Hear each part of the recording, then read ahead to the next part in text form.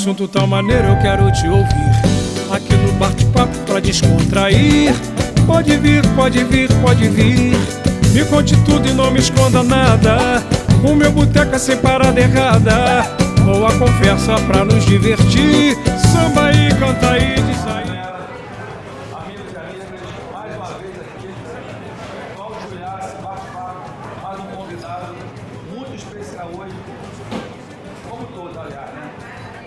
Mas a mulherada vai gostar, vai gostar. Não só a mulherada, muito homem vai gostar também, porque hoje em dia não é mais isso não. Tá todo mundo procurando, a procura tá frenética. E aqui na Praça Mauá, esse ponto turístico do Rio de Janeiro, vou pedir pra galera o seguinte, ó, se inscrever no canal. Se inscreve no canal, no YouTube, vai lá no Instagram do podcast Bate-Papo, tem um link na bio, vai direto pro canal do YouTube. Eu vou até fazer uma coisa aqui, eu não tinha planejado isso não. Quando chegar a 500 inscritos no YouTube, vai levar isso aqui, ó, que dá pra ver aí. Vai levar o Paulo do Bate-Papo, vai ter um sorteio. Quando chegar a 500 inscritos, valeu? Bora lá. Só 500. Galera, é o seguinte, hoje temos aqui uma fera. Pra mim, vai dizer que não é, mas pra mim é melhor cirurgião plástico do Brasil. O cara é fera, atende no Rio de Janeiro, agora atende também São Luís do Maranhão. Eu ia falar todo aqui tudo que ele fez, faz, todo o currículo, mas eu prefiro que ele conte essa história. Doutor Alan Bernag, prazer. Prazer, a meu. A nossa. Saudações. Saudações. Tem que beber, né? Vamos beber. E aí, doutor, tudo bem? Tudo bem, cara. Prazer estar aqui, obrigado pelo convite. Obrigado pela Sabe que presença. sempre que precisar, tamo junto aí. Legal. É carioca? Carioca, nasci no Rio em 75, nasci na Tijuca. E depois a vida fui morar em Laranjeiras e eu hoje moro em Ipanema. Beleza. E a história o que te levou? O que te levou a ser médico? Qual foi o maior incentivo para você procurar medicina? O que te fez chegar até cirurgião plástico, né? Ô, Cláudio, eu nunca tive nenhum incentivo específico, assim. Eu não tenho médico na família, sou o primeiro da família. Minha mãe é artista plástica, meu pai é administrador. E eu tinha a mania de desmontar tudo em casa. Eu desmontava e montava, desmontava e montava. Era uma coisa que hoje eu acho que um pouco me ajuda assim na plástica, porque você desmonta as coisas e depois tem que vislumbrar aquilo ali tridimensionalmente e tentar devolver a forma, né? Mas na verdade, eu não sabia muito o que fazer entre profissões. Eu não queria ser trabalhar em banco, administrador, não queria ser advogado. E aí eu falei, sempre gostei de pessoas, sempre fui muito bom de líder, de conversa, disso, né? Então, daí dá para fazer um monte de coisa, né? A conversa dá para fazer um monte de coisa. Mas realmente, como eu não tinha uma ideia, eu falei assim, vou fazer medicina. Eu gostava muito de animal também, pensei em fazer veterinária e tal. Bem, no fim das contas, passei para a faculdade. E aí, na faculdade, eu comecei a gostar de algumas coisas relacionadas à anatomia, cirurgia. São coisas que a gente vai se apaixonando aos poucos, né? Tem várias áreas na faculdade, então você dá todas essas áreas. Tem o ciclo básico, o ciclo mais especializado e tal. E aí você tem que chegar no final e tem que resolver o que você vai fazer primeiramente, porque você vai fazer uma especialidade generalista ou você vai fazer uma especialidade ou seja, uma especialidade mesmo. Mas dentro da medicina, chegou a cogitar outras áreas dentro da medicina? Cheguei a cogitar fazer cirurgia vascular, cheguei a cogitar fazer ortopedia também. Mas é durante o processo na faculdade. Mas sempre área cirúrgica, nunca pensei em área não cirúrgica, não. O trabalho clínico, ele demanda um pouco mais de tempo. Eu gosto de fazer as coisas e resolver. É um pouco mais rápido. A coisa assim, mais aprofunda, você tem assim, não só o talento, você tem que ter aquela frieza também, tem que ser uma pessoa que é complicado. Você fazer aquele corte e esperar o resultado. Acho que tem que saber até o resultado que vai ter, né? Aí na tua cabeça tem aquela coisa, né? Sim. Você faz, hoje vai em dia, ficar assim. Hoje em dia, a gente, com a experiência, a gente consegue antever, imaginar que vai ficar assim. Lógico que existem todos os fatores, né, que envolvem uma cicatrização, E aí mas eu sempre gostei do cirúrgico porque eu vou lá e resolvo o problema, ponto. Aí eu tenho a cicatrização, né? E aí a parte clínica tem aquele, né, demora um pouco mais o coisa. Então acho que é um pouco de perfil também, né? Cada um gosta de uma forma. E aí eu fui fazer então uma especialização em cirurgia geral, que é uma especialização cirúrgica que me permite galgar outros tipos de especialidades, né? Tanto cirurgia vascular, cirurgia de cabeça e pescoço, cirurgia do aparelho digestivo, cirurgia plástica. Então, são vários tipos de cirurgia pediátrica, torácica. Então, ia sair alguma coisa ali. Durante a faculdade, eu me aproximei muito de um professor meu, chamado professor Mauro Geller. Ele é um cara que trabalhava com uma síndrome chamada neurofibromatose. É uma síndrome que não é todo mundo que conhece, mas é uma síndrome que atinge tantas pessoas quanto a diabetes atinge. Ou seja, é muito mais comum do que se parece. O que é isso? É uma desordem genética que causa alguns tipos de deformidade e varia muito de pessoa para pessoa. Não existe assim. Cada um tem uma reação. Cada um é. Então você tem que ter um conjunto de sinais e sintomas para poder ter esse diagnóstico ou algumas outras coisas que são um pouco mais específicas para o papo de hoje, com certeza. E eu comecei a tratar esses pacientes, a fazer as ressecções das lesões. Inclusive, né, lá na frente, eu escrevi o capítulo do livro do Pitangui, foi sobre isso também. Então, eu comecei a ter esse contato com esses pacientes e essa questão da cirurgia reparadora começou a me encantar bastante. E aí, você começa a juntar um pouco das coisas. E você também tem que escolher uma profissão que seja rentável, né? E que o investimento é muito alto, né? O investimento hoje, tá? A gente está falando em 2022. O investimento hoje de um aluno, né, que vai entrar na faculdade para a família, hoje, é mais ou menos R$1 milhão até o final do curso. E sem especialização, só para se formar mesmo. Isso, exatamente. Isso especializando é mais grande. Morando, eu estou falando de faculdade pública, tá? Particular. Morando na casa dos pais. Se ele for para um outro município, né? Se ele for fazer uma faculdade fora, em outra cidade, aí esse investimento até o final da faculdade é em torno de R$1,5 milhão. Quem pode fazer isso? Então complicado. É complicado. Existe incentivo do governo e tal. Às vezes nem sempre você consegue, mas E até retornar isso. Isso, até difícil, né? exatamente. Até você conseguir esse retorno trabalhando. E então, ou seja, eu tenho que escolher também uma coisa que fosse me dar essa satisfação da cirurgia reparadora e que fosse me dar a satisfação de outras coisas também. Então, aonde que é o melhor lugar? Né? Eu fui fazer cirurgia geral num lugar muito legal em Niterói, chamado Hospital Orense de Freitas. Formei em Teresópolis. Fui fazer cirurgia geral no Hospital Orense de Freitas, uma residência médica do MEC, que é um hospital formador de excelentes cirurgiões no Brasil, especialmente no Rio de Janeiro. Uma residência de cirurgia bem consolidada, antiga, conceituada no Rio de Janeiro. E de lá eu tive a oportunidade de conhecer alguns cirurgiões que já estavam trilhando lá o caminho junto com o professor Pitangui. E aí eu falei, eu tenho que ir para lá. O que me importa é lá, o que me interessa é lá. E aí você vai e faz, depois de 2 anos de cirurgia geral, você começa a se preparar para fazer uma prova para poder ir para a cirurgia plástica. E aí você faz a prova, você pode dizer que é uma sorte, é o estudo, né? O trabalho, o sucesso é só depois do trabalho, não o quê? Eu passei para lá. É sorte para quem está de fora, né?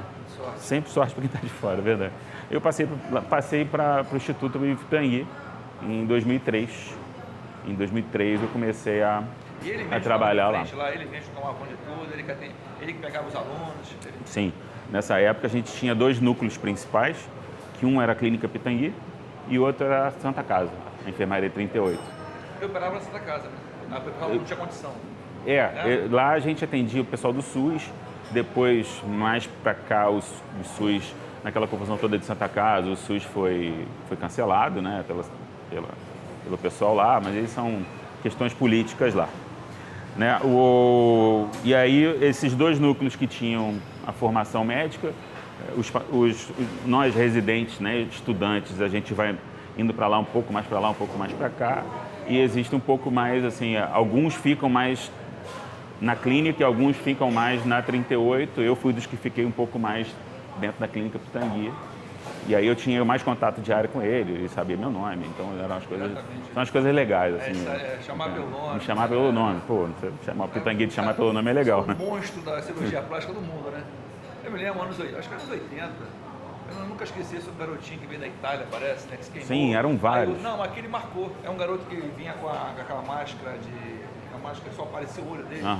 Ele vinha da Itália para consultar com o doutor. Aquele tipo de máscara era a máscara de tratamento, porque ela faz uma compressão para evitar que a cicatriz da queimadura fique pior. Aí você vê o tamanho. O cara na Itália, o pai vinha para o Brasil, você está com um médico brasileiro que era o melhor do mundo. Sim, existiam vários.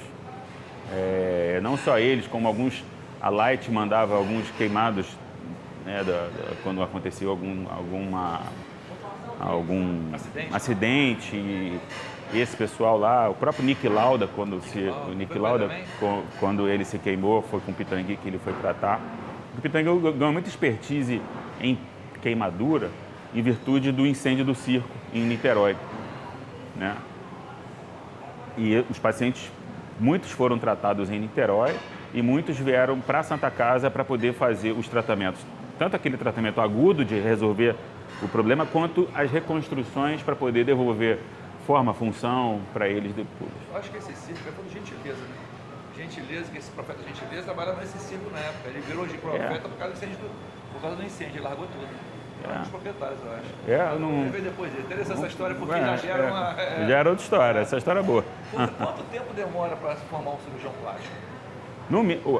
Na minha época, 6 anos de faculdade de medicina, mais 2 de cirurgia geral, mais 3 de cirurgia plástica, e aí depois disso tudo você tem que fazer uma prova.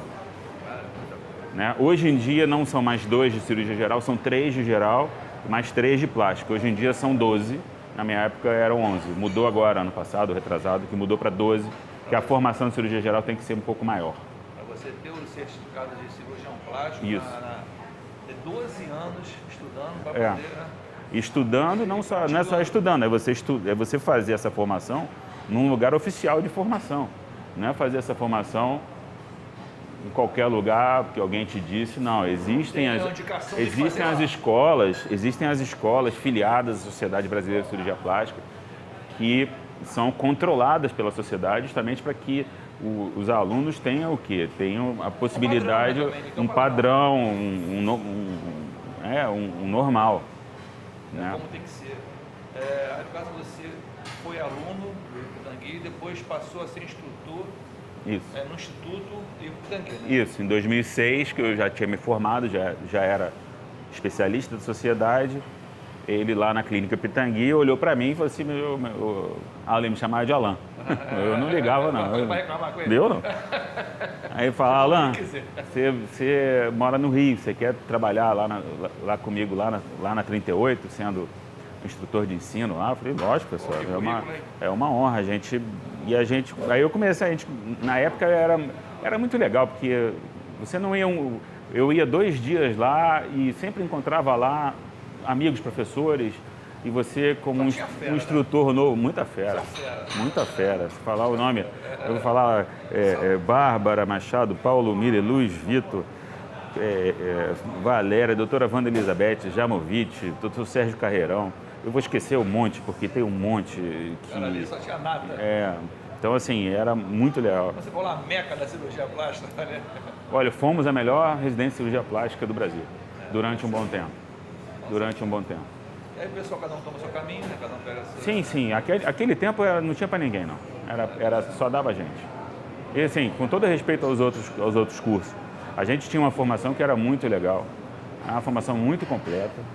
Era séria, aquela coisa que a supervisão forte, né? Porque você tinha a formação de cirurgia reparadora, né? E você tinha a formação de cirurgia estética. E aí você faz o cirurgião, você ter as duas coisas, porque na verdade uma não caminha sem a outra nunca. Você pode pensar que a mamoplastia ela é estética, mas ela tem um caráter reparador de uma questão qualquer, reparador de uma deformidade. E na deformidade, por exemplo, de um câncer de mama que houve uma mastectomia, né? Uma reconstrução, ela tem que ser reconstrutora e tem que ter a esteticidade disso também. Tem que ter a beleza, tem que também tentar devolver a beleza o máximo que você conseguir. Então tudo caminha dos dois mundos, sempre.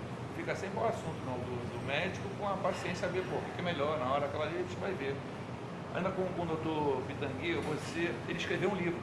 Ele escreveu alguns livros, tanto que ele era da Academia Brasileira de Letras. E um dos livros, o último, você participou de um capítulo, né? Sim. Como é que foi esse convite? Como é que foi essa sua participação no livro dele? Esse é um livro que, infelizmente, foi lançado e ele já tinha falecido, né? Como eu faço esse trabalho com neurofibromatose, que é essa doença genética, né? E por acaso tinha sido... É uma doença visível? Ela é visível, ela é visível, ela é visível, ela é visível. Você dá vários nódulos. Eu já tirei tumores. Vários tumores cutâneos. Tem paciente assim que eu já tirei dois. Uma pessoa que é cheia de caroço, isso. Eu não sei se você pode ter visto. Exatamente. Corpo inteiro. Tem paciente que eu já tirei mais de 2.500 lesões. Já vi isso, uma pessoa assim. Tem paciente que eu já tirei mais de 2.500 lesões. Isso é hereditário ou não? Ele pode ser hereditário, mas pode aparecer do nada. Ele pode pular uma geração, não tem regra.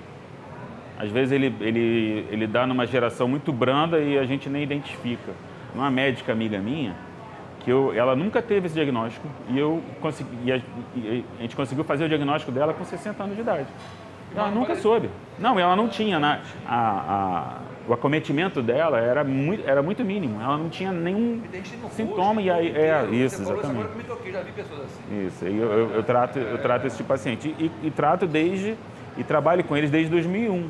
E, curiosamente, foi a monografia de término de curso do pai do Pitangui, quando ele se formou em medicina. Então, ele tinha um carinho por esse assunto.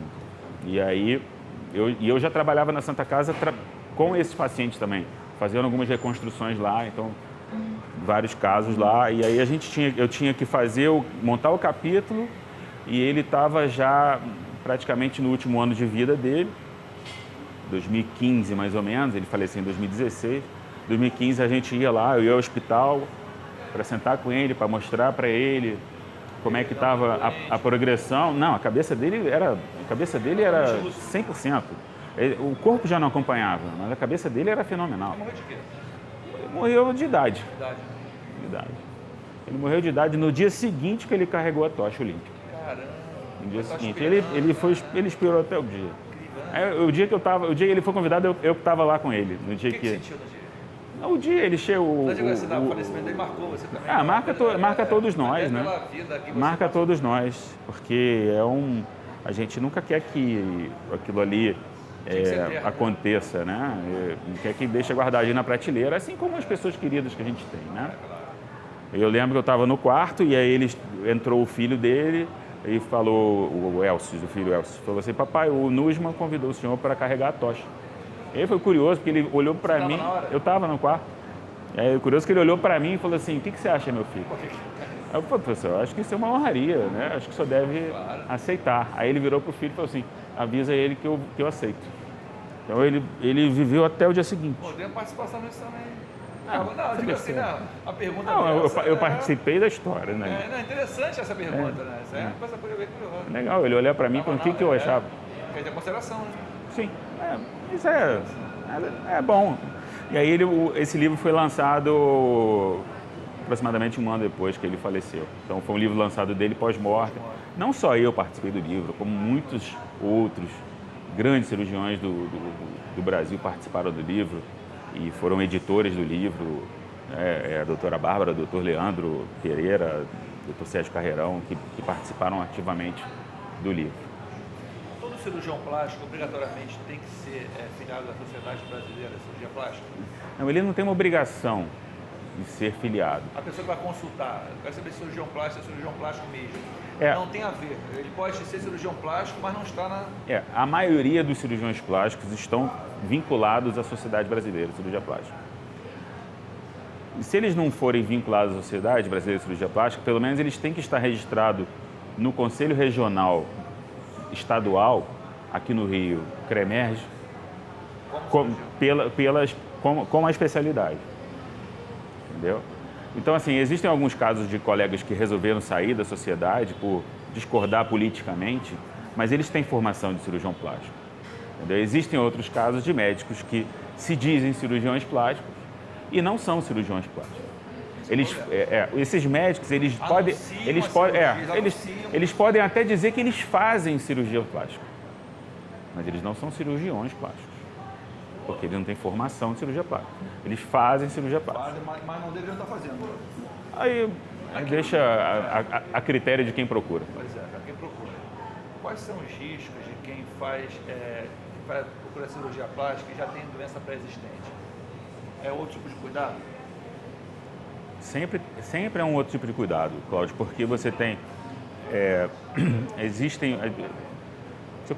Vamos colocar assim, existem as doenças pré-existentes que são controladas, que estão controladas, e as que não estão controladas. Tipo assim, você... Pressão alta. Não sei se você mas vamos falar assim, você é diabético.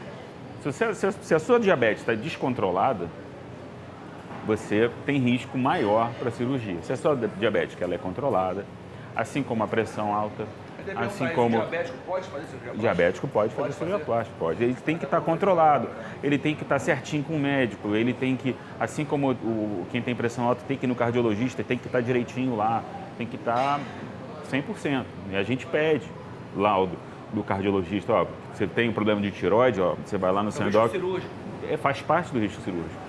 Você vai lá no seu endocrinologista e a gente vai querer que ele dê um laudo lá dizendo que a sua tireoide está controlada.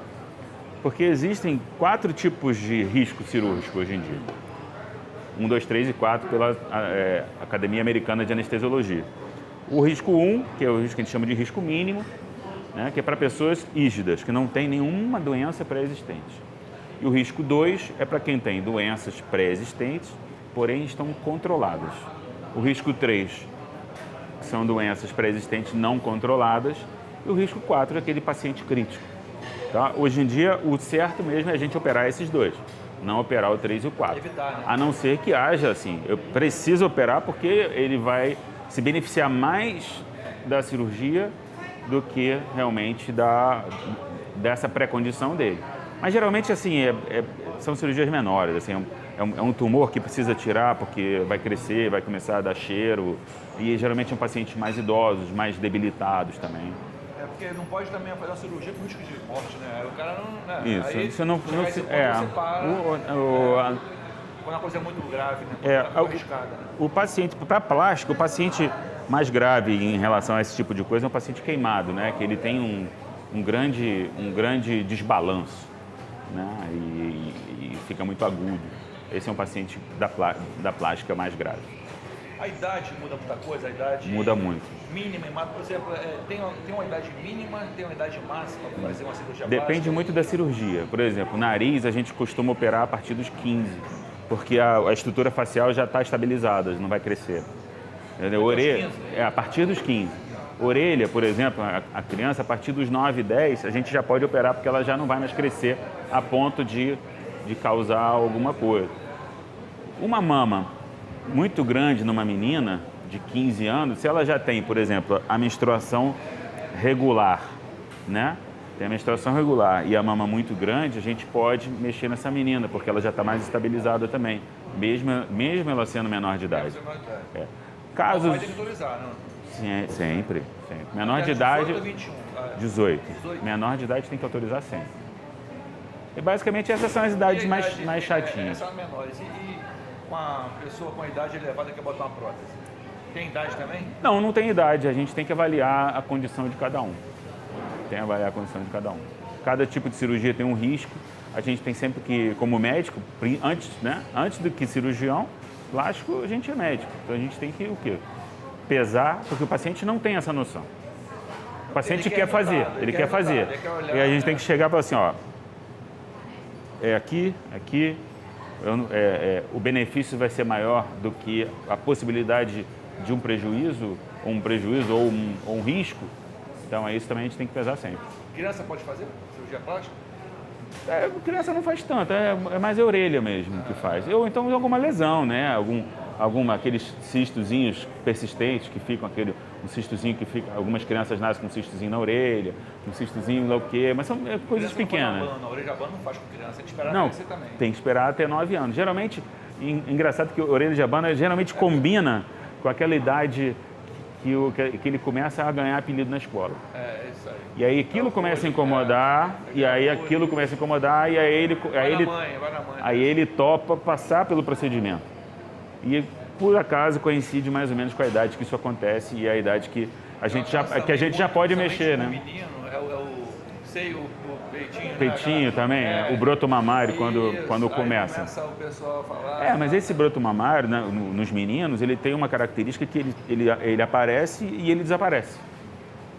Nos casos que ele não desaparece, aí realmente a gente pode fazer. Mas aí geralmente a gente espera um pouquinho mais tempo também, a gente espera uns 18 anos para poder mexer. Antes da cirurgia, qual os pré-requisitos que o cara quer fazer uma cirurgia? O que precisa para ele... Qual os cuidados assim que ele tem que ter para te procurar? Você orienta? Antes de tudo, Cláudio, a pessoa tem que procurar saber, tem que saber procurar, né? Tem que procurar um médico que é, de preferência, eu sei que eu falei agora que tem uns que não são, né? De preferência, um que tem vínculo com a Sociedade Brasileira de Cirurgia Plástica. Não é que isso garanta que a cirurgia vai ser bem realizada, mas isso garante que ele foi educado. Educado em cirurgia plástica. Eu acho que isso que é o principal. E aí você pode procurar no site da Sociedade Brasileira de Cirurgia Plástica, que é cirurgiaplástica.org.br. Você pode procurar nesse site. Você pode procurar no Conselho Regional de Medicina do seu estado também, para saber se ele está inscrito como especialista na especialidade. Ou até mesmo no Conselho Federal de Medicina também existe lá a inscrição dele. Geralmente é feita pela Associação de Médicos do Brasil, a AMB. Isso é o primeiro. Segundo, você ir à consulta. Tirar todas as suas dúvidas. Uma coisa que é interessante é você conseguir falar com algum paciente que já teve a experiência, que passou por ele. Porque você vai ter a referência. E aí, ele te tratou mal, te tratou bem, te tratou o quê? Como é que foi o pós-operatório? Te deu atenção, não te deu atenção e tudo. Porque, na verdade, Cláudio, existem médicos de diversos temperamentos e existem pacientes de diversos temperamentos. Tem paciente também que não respeita o que o médico fala. Não, mas tem paciente que não é para mim, tem paciente que vai ser para mim. E é assim, porque e tudo tem que ser uma parceria. Né? A gente tem que chegar e começar um trabalho juntos. É uma caminhada. Você sente na hora. É uma caminhada. A pessoa procura assim, você já sente o feedback assim, não vai dar certo. Sim, sem dúvida. Quando a gente vê que o paciente é mais complicado ou que está com um pensamento fora da realidade, está viajando, né? ou chega com uma demanda muito fora do que é o possível alcançar, porque a gente tem um limite. Claro. Eu consigo chegar até aqui. Se a sua expectativa é aqui, é melhor eu tirar o time de campo Porque tem gente que promete esse a mais, né? Esse que é o problema, né? Você tem que ter esse discernimento, saber até onde você consegue ir e entender, e a paciente, vou falar a paciente porque a maioria, 80%, 85% é público feminino, tem que saber que existe um limite. Tem remédio que você não pode tomar antes da cirurgia? Tem remédio que não pode tomar. Existem remédios que a gente tem que suspender antes da cirurgia. Quanto tempo assim acha? Pode parar? Por exemplo, se você toma aspirina regular, que é aquele remédio para um antiagregante, AS infantil, antiagregante plaquetário, esse remédio você tem que parar mais ou menos com 7 dias antes. Mas tudo é combinado com o cardiologista, por exemplo, dele, né, da paciente. É um pré-requisito. Alguns remédios a gente pede para parar porque a gente já sabe que interferem diretamente durante a cirurgia, tipo sibutramina, esses remédios para emagrecer, outros também. Ginkgo biloba, que a pessoa adora tomar ginkgo biloba, aumenta o sangramento durante a cirurgia, ginkgo biloba. Outros remédios também. Mas não avisa, o cara vai tomando e mas é por isso que faz parte da consulta a gente perguntar para o paciente que remédio que ele toma. Claro. Que cirurgia que ele já fez, que alergia que ele tem, se ele fuma, não fuma, já fumou, parou quando, se ele já operou alguma coisa, quando foi, isso tudo isso faz parte. A cirurgia começa ali, né? Sim, a cirurgia começa ali, porque você começa a conhecer o paciente e começa a entender da saúde dele. Inclusive, isso é interessante porque da saúde dele é que a gente também vai sugerir a cirurgia. Se você vê que ele não tem uma saúde, então eu não vou ser tão agressivo na minha sugestão. Qual os exames necessários? O cara vai fazer a cirurgia, o que tem que fazer de exame? Os exames básicos, que são sangue, urina, raio-x de tórax e avaliação cardiológica, né? Sangue, urina, raio-x de tórax, avaliação cardiológica, e os específicos, assim, se eu for operar a mama, a mamografia ou uma ultrassom de mama. Em alguns casos, uma ressonância até. Se eu for operar o nariz, uma tomografia de seios da face e tomografia de nariz. Se eu vou operar todos que pedem para todos, e mais aquele de e mais o específico. Se eu vou operar um abdômen, aí geralmente a gente pede um ultrassom de abdômen para saber como é que está a musculatura, saber se tem alguma hérnia ali, para fazer uma lipo e tal. Então são os básicos e os específicos para cada área que você vai querer operar. E como é que é feita a cirurgia? Assim? Quanto tempo demora a cirurgia? Como ela é feita? Quantas pessoas participam dela? Geralmente a cirurgia é feita em hospital, tá? Tem que ser no hospital com recurso, né? Com recurso. Não é necessário UTI, tá? Não tem isso lá. Tanto nos Estados Unidos, os pacientes, geralmente, todos esses programas de televisão que tem nos Estados Unidos... Alguma que seja de UTI? Alguma cirurgia? Não, hoje em dia a gente gosta da UTI. Uma pesada assim. Mas a cirurgia maior, a gente gosta de estar num lugar que tem mais estrutura. Eu gosto de estar num lugar que tem mais estrutura. Justamente porque se ocorrer alguma coisa, a gente tem, né? Graças a Deus, nunca precisei, mas, né? Claro, mas tem que estar lá disponível. Tem que estar disponível. Então você tem o anestesista, você tem o cirurgião, o primeiro auxiliar, se for uma cirurgia menor, se for uma cirurgia maior, a gente tem também o segundo auxiliar, a instrumentadora, que faz parte da equipe também. O cirurgião mais um médico ali. Mais um médico auxiliar, que é cirurgião. Plástico também, aguardando qualquer coisa. Sim, porque se acontece alguma coisa comigo durante a cirurgia, ele sabe resolver a cirurgia. Ele sabe até interromper a cirurgia, se precisar. Então, se é uma cirurgia maior, a gente precisa de mais gente dando ponta, aí vai ter um segundo auxiliar. Eventualmente pode até ter um terceiro, mas aí já... Todos os auxiliares são especialistas também. Todos eles são cirurgiões. E a instrumentadora, eventualmente eu posso ter uma enfermeira no quarto dando suporte e tal, mas é mais ou menos isso. O paciente sai do quarto, vai para o centro cirúrgico, aí dura um tempo até começar a cirurgia, até ser anestesia, né? Ela vai até ser entubada, ser anestesiada e tal. Aí a gente lava o paciente, né? Faz todo o procedimento de limpeza e começa a cirurgia. Termina a cirurgia, a mesma coisa, faz os curativos. E aí você também tem a saída da anestesia e o tempo que fica na recuperação pós-anestésica e depois volta para o quarto. O tempo médico que sai do quarto até acabar a cirurgia? Mas isso depende muito do tamanho da cirurgia. Você pode ter cirurgia de 1 hora, que é uma prótese de mama simples, cirurgia de 1 hora, como uma cirurgia de mama com abdômen que vai levar 4 horas. Então, tem plástica que pode ser feita em consultório? Poucas devem ser feitas em consultório. Com segurança. Com segurança. Geralmente é uma besteira, é um retoquezinho de cicatriz, tirar um ponto. Tirar o ponto a gente tira, mas a cicatriz não ficou tão bonita, então a gente faz anestesiazinha local, dá um pontinho de novo e tal. Essas são as que a gente hoje, a gente, como todos os cirurgiões, nós cirurgiões fazemos mais esse tipo de procedimento no consultório. Vou procurar um cirurgião plástico, né? Quero fazer a cirurgia. Aí, o que eu pergunto, o que eu devo chegar para ele e perguntar para ele assim? Que dúvida que eu tenho que tirar para eu poder dar início à minha ideia de fazer a cirurgia? A ideia começa você falando para o paciente, para o cirurgião, o que te aflige. O que te aflige, em que momento te aflige. Assim, a minha barriga está mole e isso me aflige quando eu vou à praia, ou quando eu vou namorar, ou quando eu vou fazer outra coisa qualquer. Então aí então a queixa é da barriga.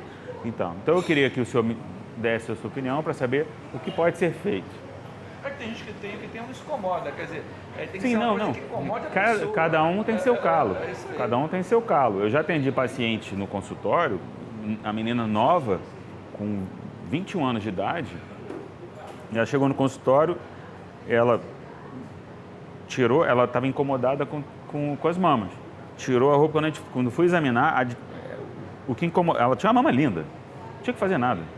E o que incomodava ela é que ela tinha uma diferença de meio centímetro na altura da areola de um lado para o outro. Na altura assim, uma aqui e uma aqui. Então eu peguei a mãe dela, bati aqui, hein? Então eu peguei a mãe dela, botei do lado aqui, eu falei assim, medi, falei assim, tá vendo aqui a diferença? Ó? É meio centímetro, é muito pouquinho de diferença. Então assim, não vamos mexer nada. A menina tem 21 anos, famosa, vai ter filho, vai ter o quê? E lá na frente a gente vê isso. Entendeu? Então, assim, você também não tem que operar porque tem que operar, não tem que operar porque eu preciso ganhar dinheiro, não tem que operar nada disso, tem que operar porque é o certo.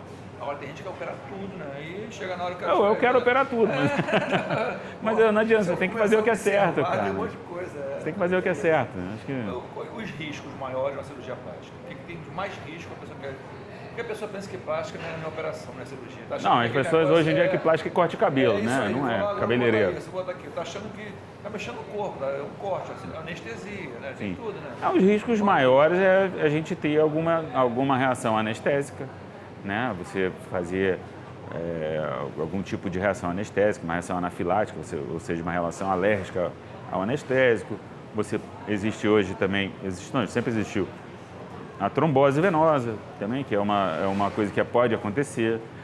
Mas tudo isso a gente tem mecanismos que a gente vai fazendo uma prevenção, uma profilaxia disso. Então, assim, para evitar essa alergia, a gente faz uma coisa. Para evitar a trombose, a gente usa meio de compressão, andar cedo, sei lá o quê. Entendeu? Então, assim, a gente vai levando o paciente da melhor forma. O assunto que a gente tocou já, mas por que não se deve? Muitas pessoas procuram. Na internet o cara está vendo ali a propaganda, anuncia, eu faço isso, faço aquilo. Por que não se deve procurar uma pessoa que não é cirurgião plástico para fazer qualquer cirurgia de estética? Qual uma preocupação? É mais fácil. Cláudio, eu não posso dizer para você não procurar fulano. Não vai nele. Entendeu? Eu posso dizer que você deve procurar um especialista. E por que seria? Porque você iria no ginecologista para operar a vista? Você iria num proctologista para operar a sua orelha? Mesmo que ele prometesse que faz, você tem que ter um bom senso também, né? Então, é porque ele tem uma formação. Entendeu? Muita gente usa a plástica para ganhar dinheiro. Para ganhar dinheiro. Não é para... Né? Lógico que eu ganho dinheiro. Não estamos sendo hipócritas. Mas para chegar nesse ponto, o que você fez? O que estudou? Exatamente, eu não estou falando, vamos ser hipócritas. Não é qualquer um que chega e faz. Né? Não, eu tenho uma formação. O ideal é que você vá numa formação. Vai vender o trabalho como ser engenheiro, vai derrubar um prédio, o cara diz que é... Porque as pessoas, ainda mais agora, nesses tempos de mídia social, Instagram, muita gente vira referência sem ser realmente aquilo que diz ser. Isso, tem um monte de seguidor que faz aquilo, mas... Isso às vezes é muito perigoso. Eu sempre costumo pedir para o meu paciente, para que se ele tiver alguma dúvida, perguntar para mim, não perguntar para o Google. Está com dúvida? Anota e pergunta para mim. Porque o Google não é o pai de nenhum burro. Ele tem informação de qualquer pessoa. Qualquer um pode ter uma resposta. Né? Sim, o Google faz buscas em quaisquer tipo de site. Então, e mesmo as respostas podendo ser 3 respostas certas, a minha resposta certa é uma. Não que a outra não esteja certa, mas é a conduta de cada um. Então, assim, você pode ter uma conduta, eu posso ter outra conduta e a gente chega no mesmo resultado. Mas o meu caminho que eu gosto de percorrer é esse, e o caminho que você gosta de percorrer é esse. E a gente vai chegar no mesmo resultado? Vai. São 3 certas, por exemplo. E não é porque eu faço diferente que está errado. Se eu faço diferente, é porque eu tenho experiência em fazer diferente. Quando a pessoa pode saber que está pronta para fazer a cirurgia plástica? Pô, agora eu vou lá e posso fazer, depende dela, você não sabe.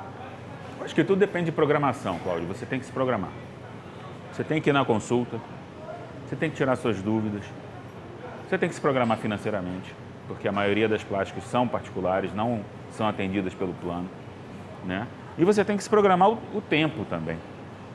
Né? Você tem que programar a sua família. O seu trabalho.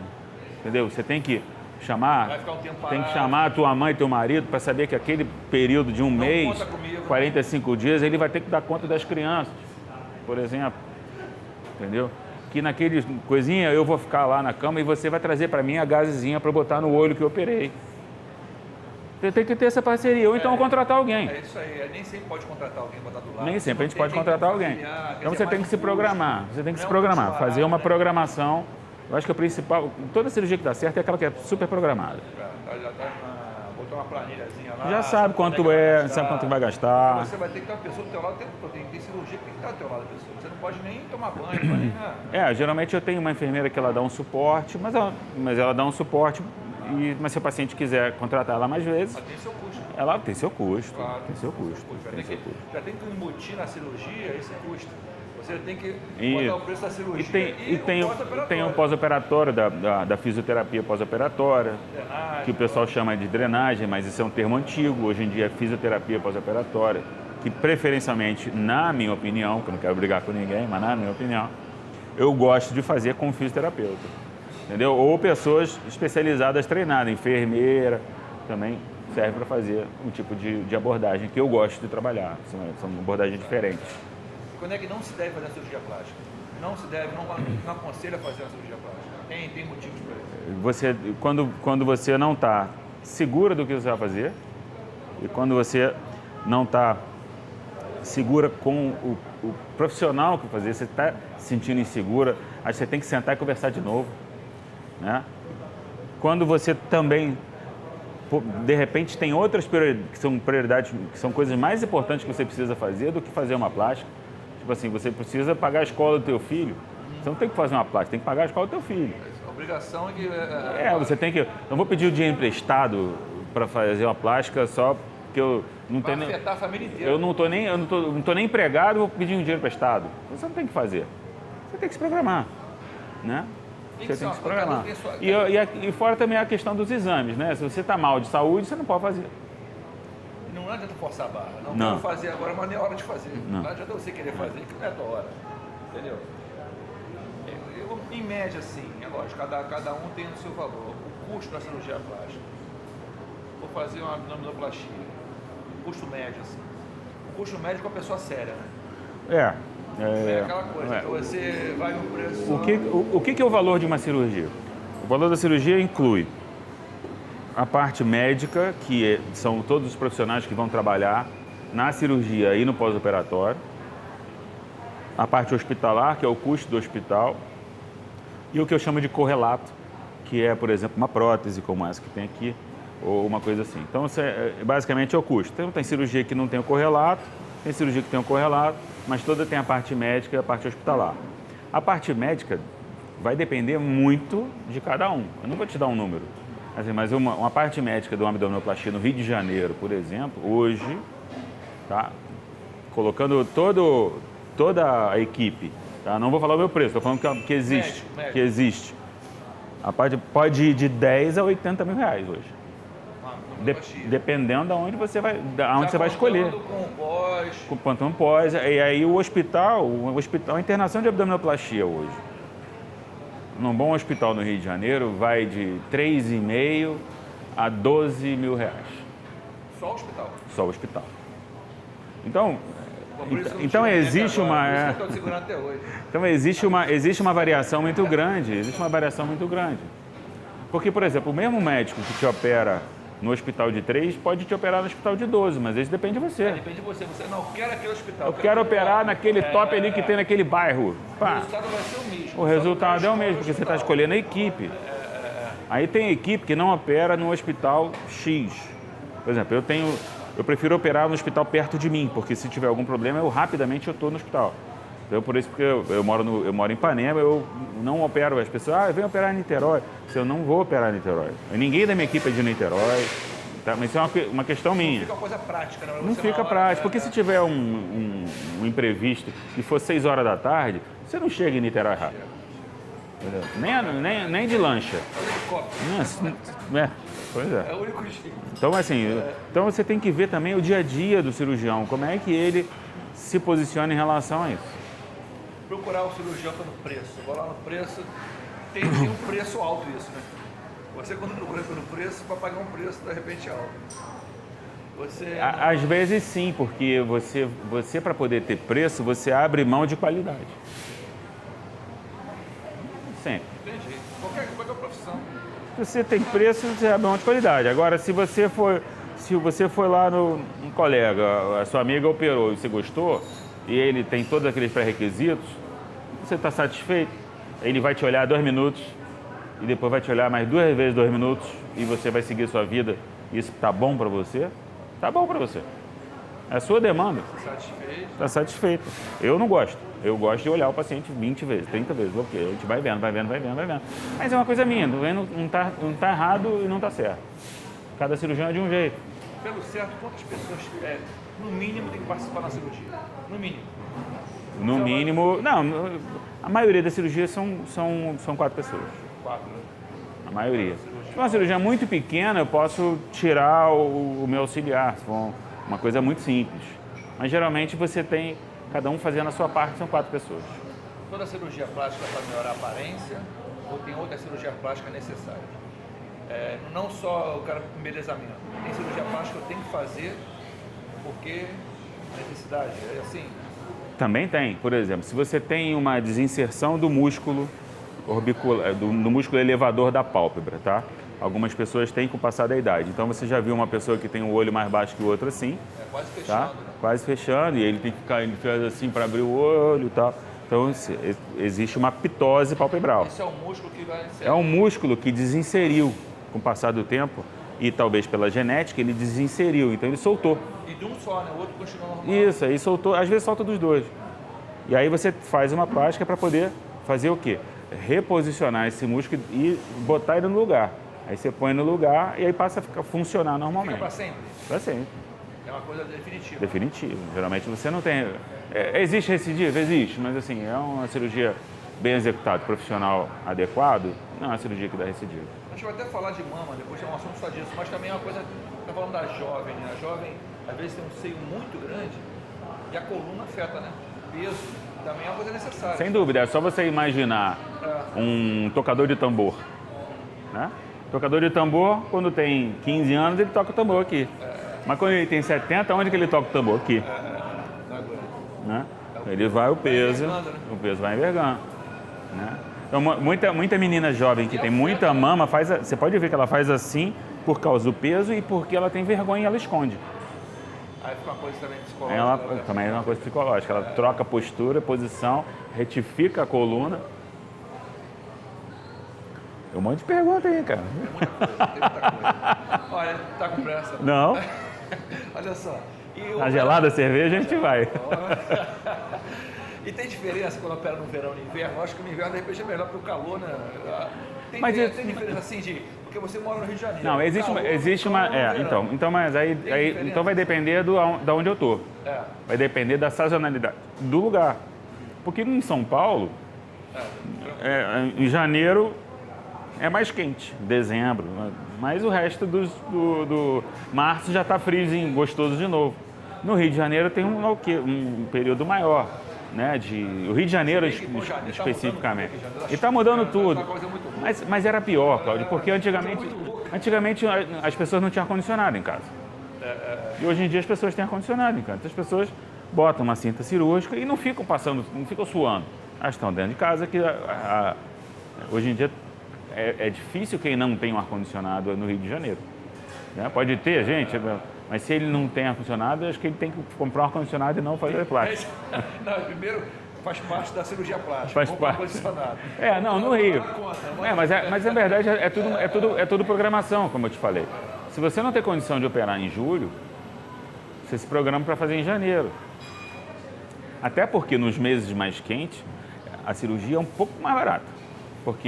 Porque tem uma demanda menor, então a gente acaba... Mas deve ser até por isso. A gente acaba dando um descontinho, porque a gente precisa ganhar dinheiro para pagar a escola das crianças. Tirar, né? O passarinho com o bico aberto. Exatamente. E como é o pós-operatório? Eu estou cuidado do pós-operatório. O pós-operatório é relativamente simples, ele não é tão complicado não. Não exige curativos muito mirabolantes, nem nada. Não. Depois da cirurgia, quanto tempo eu tenho que voltar, assim... Geralmente eu acabo vendo o paciente, ou eu, a minha enfermeira, acaba vendo o paciente com 3 dias, depois com 7, e aí toda semana a gente vê se eu achar que existe uma necessidade de eu ver antes. Porque também assim, às vezes um ponto abre, às vezes um ponto extrui, Às vezes um ponto. É para isso que eu tenho que estar dando suporte. Então, se não sou eu, vai ser de repente um assistente meu que vai ver. Que você falou que eu trabalho em São Luís. Então, se eu não estiver no Rio, vai ter. Tem uma equipe tua lá. Tem equipe minha lá, a equipe minha aqui. Então, se eu não estou vendo aqui, eu estou lá, alguém está vendo aqui, mas alguém sabendo, e eu sei de tudo o tempo inteiro.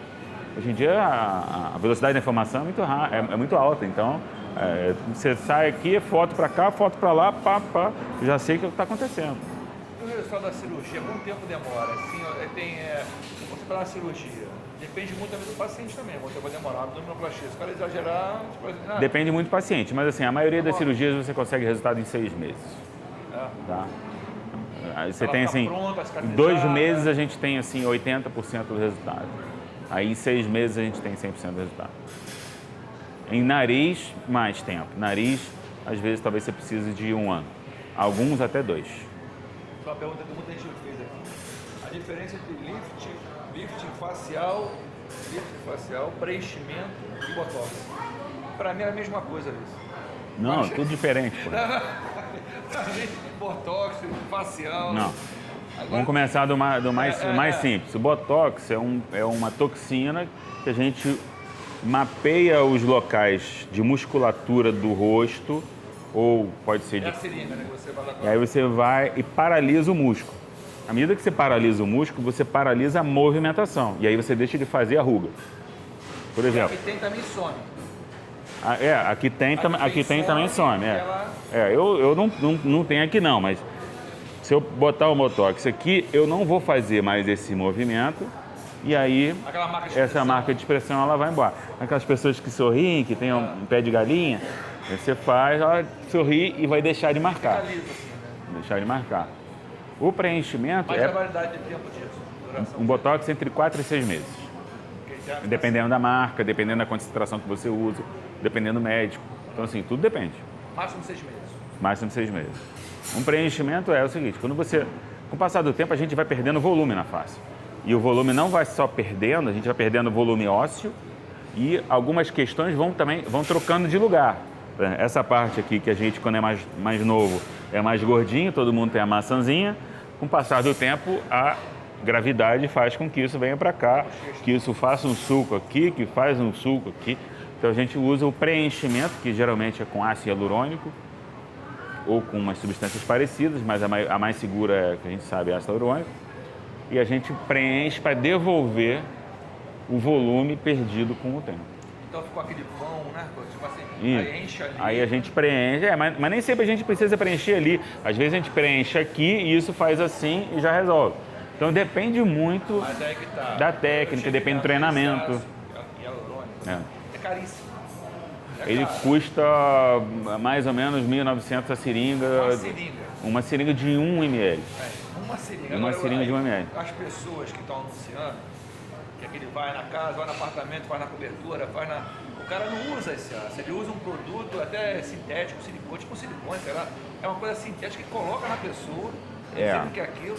Então esse também é um fato que tem que tomar muito cuidado, né? Se você não tem, vai vender gato por leve.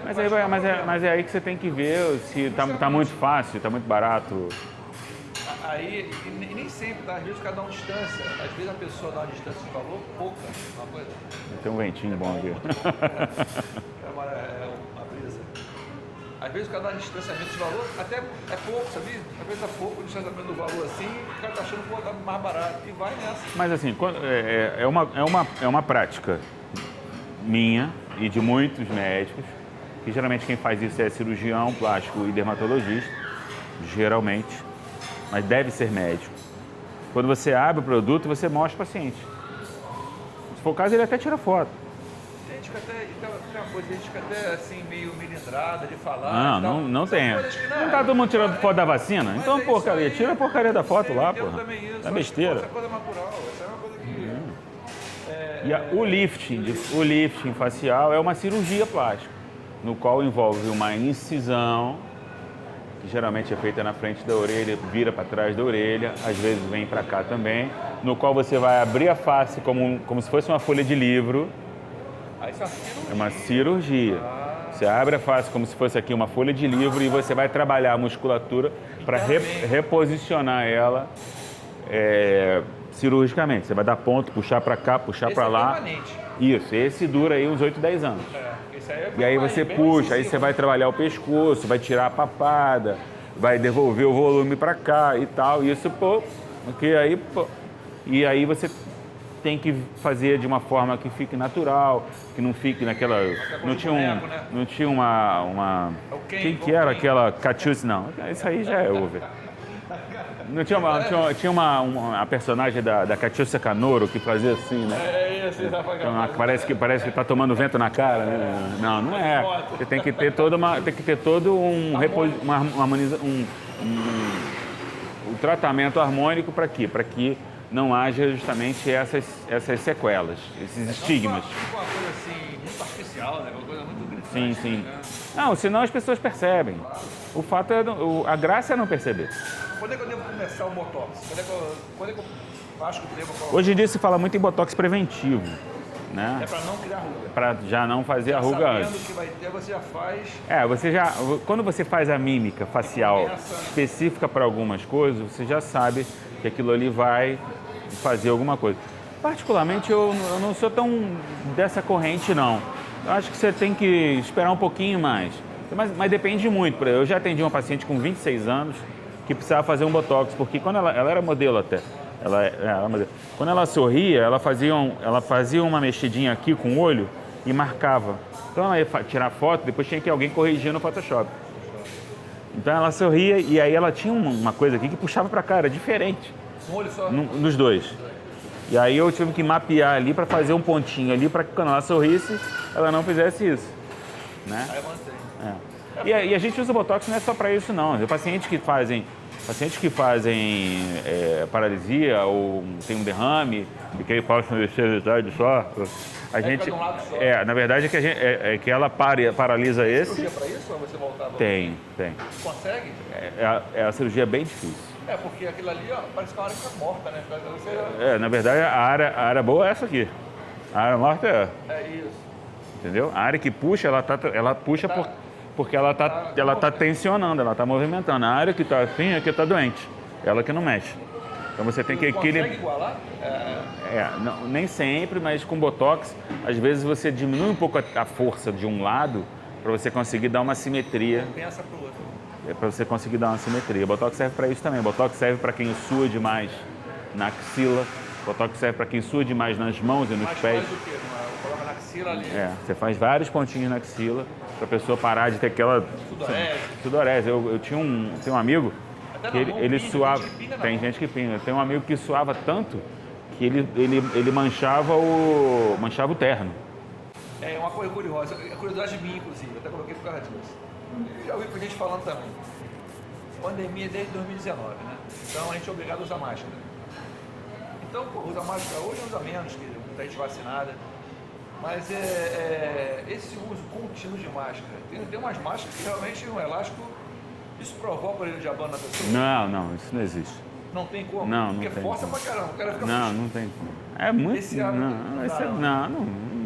Eu vejo uns Mas pacientes que perguntar, fazem assim, ele bota, fica meio troncho assim e tal, mas não. Não chega a esse ponto. Não chega a esse ponto. Não chega a esse ponto. É uma curiosidade que eu tive. Não chega a esse ponto, não, porque você para fazer isso você tem que puxar a tal ponto que você solte o ligamento que prende a orelha para poder. Isso é uma coisa muito absurda, Não. Aí você chega e tira. Não, você põe a criança assim, hoje em dia não pode mais fazer isso não, né? Antigamente se falava, Põe uma criança na orelha aqui. criança tem a orelha grande fica muito puxada. Eu puxava muito. Hoje fazia, pode estar com Não, porra, nossa senhora. Antigamente tinha isso não. Tinha celular, tinha nada. ninguém falava, ninguém sabia Tamanco fazia curva, pô. errava. Tamanco fazia curva. Ele tá na esquina, Né?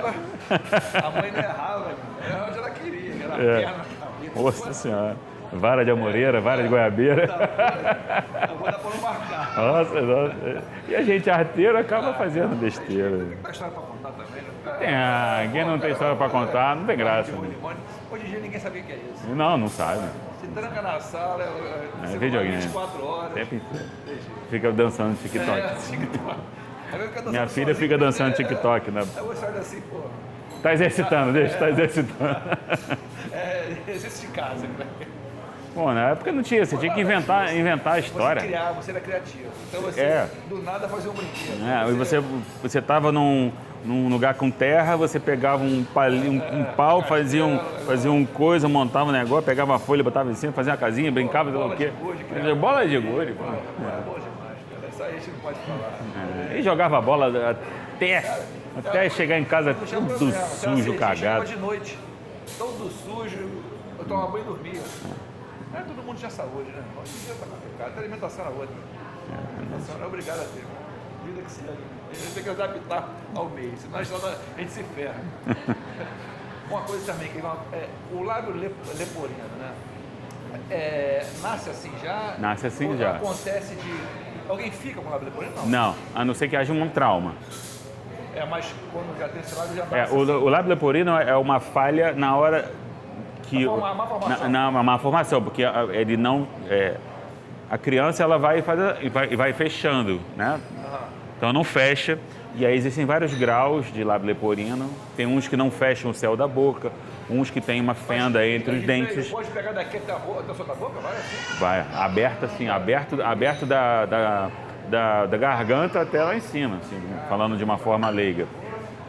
E o ar passando do nariz pelo céu da boca, então você tem cirurgia plástica que você tem que começar a consertar do céu. Muda até a fala, muda tudo. Muda tudo. Começa a consertar do céu da boca. E aí tem umas formas menores, formas maiores. Tem formas que a musculatura está separada, formas que a musculatura está junto, mas a pele está separada. Isso você pode fazer na criança. E isso você faz na criança, até porque dessa forma, você permite que ela mame. Porque senão ela não faz nem sucção. Não consegue nem fazer a sucção para mamar. Não, geralmente a criança menor ela vai se alimentando de uma outra forma, geralmente com sonda, até mais ou menos uns 3 meses aí que começa a fazer um tratamento. Aí começa a fazer as pequenas cirurgias, 3, 6 meses, dependendo do cirurgião. Aí você começa a proporcionar a ela, né,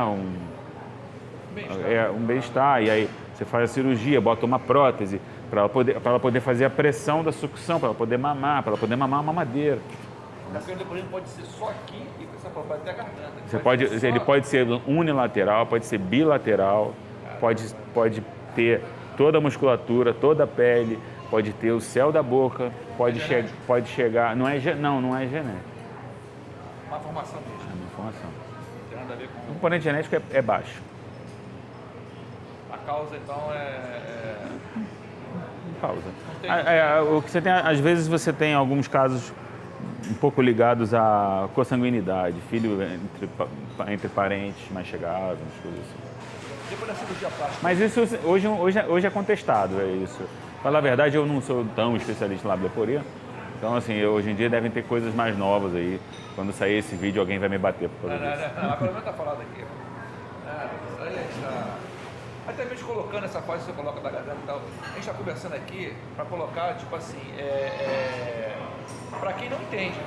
Sim. Se você achar que eu estou com uma linguagem muito difícil, você me fala. Eu estou tentando levar uma linguagem mais simples. A gente leva mais simples, porque não adianta uma pessoa, quem entende, a pessoa, acho que até pergunta depois que eu passar, a pessoa tem a dúvida mesmo do dia a dia, a dúvida de quem... Tá vendo lá? A dúvida é sim, pode secar melhor fora. Pode secar. Eu só mexi aqui na bunda. Aqui. Tá indo bem? Vamos devagarzinho. Depois da cirurgia, quanto tempo eu posso voltar à atividade normal? Depende do tipo de cirurgia, mas se você colocar na média, antigamente eram 6 meses, depois passou para 3 meses. Porque é um tratamento mais avançado, é isso? Não. Não, é porque a gente tinha medo de acontecer alguma coisa. Estou falando medo a gente, estou falando dos cirurgiões mais antigos. O professor Pitangui, tá? Então a gente não precisa ir tão longe. O professor Pitangui, quando operava uma abdominoplastia na clínica dele em 2003, que eu ia lá fazer o pós-operatório, o paciente não saía da cama até o 2º dia. Hoje em dia, tá? Ou seja, eu não estou criticando o que ele fazia. Hoje em dia a gente sabe que sair da cama, andar mais cedo, andar precocemente, tudo faz bem. Antigamente tudo era muito novo também, né? Tudo era muito novo antigamente. Então você aquela coisa... A cirurgia plástica é uma especialidade nova. Então você tudo era meio... Então a gente vai observando e a gente vai mudando um pouco essas coisas. Por exemplo, Existe uma questão agora que o pessoal fala em prótese, recuperação rápida, que sei lá o quê, tal. A gente sabe que existe um período que você tem que se recuperar. E você deve dar espaço para o médico fazer esse tipo de conduta, deixar o médico seguir a conduta dele. Mas hoje em dia, a maioria das cirurgias, com 2 meses, você está recuperado 100% para fazer qualquer coisa. Qualquer coisa. 2 meses você está recuperado quase 100%. 2 meses? Hoje em dia, se eu consigo... Você tem que pensar o seguinte... Você pode dar aula de trabalho já? Na aula que eu trabalho antes. Antes? Eu dou aula 2 meses para você fazer força. Se você pensar, uma coisa simples. A cicatriz, toda cicatriz, ela passa um período mais forte, ou seja, aquela mais forte de todos, que ela não abre, entre o 40º e o 45º dia. E vai estar aquela... que fechou, que não vai abrir. A partir dali, vai tranquilo. Então, o ideal é se cuidar, ter mais ou menos isso. Mas isso é uma coisa que a gente sabe há menos tempo. Antigamente, o pessoal dizia, não, eu sinto há 3 meses, sei lá o que, total, não pode. O paciente não fazia nada, era uma coisa assim, tem que fazer drenagem todo dia. Não, hoje em dia não tem nada disso. Hoje em dia, cada um tem a sua experiência e sua conduta. Eu me sinto tão feliz. Pode voltar, a casa é sua. Traga os amigos e peça, bicho, se você desabafou. Eu me sinto tão feliz. Pode voltar, a casa é sua. Traga os amigos e peça, bicho.